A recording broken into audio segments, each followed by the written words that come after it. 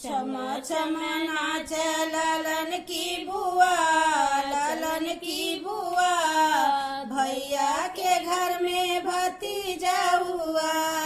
छम छम नाच ललन की बुआ, ललन की बुआ, भैया के घर में भतीजा हुआ।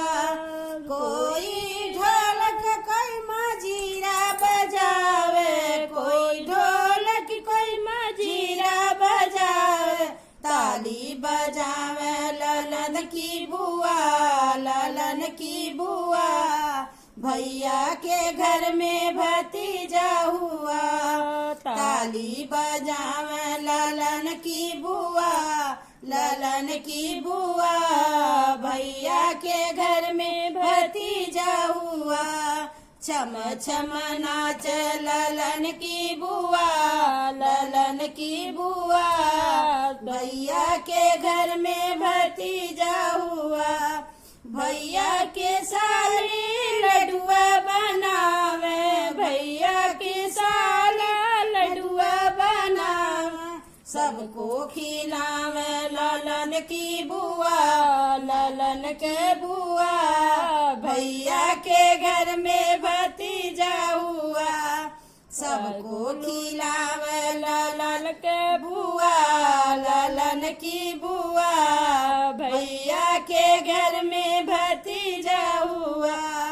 छम छम नाच ललन की बुआ, ललन की बुआ, भैया के घर में भतीजा हुआ।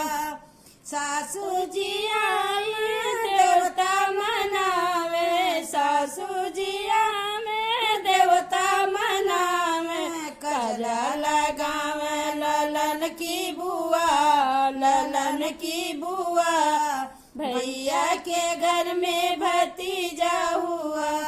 कजला लगाई ललन की बुआ, ललन की बुआ, भैया के घर में भतीजा हुआ। छम छम नाच ललन की बुआ, ललन की बुआ, भैया के घर में भतीजा हुआ।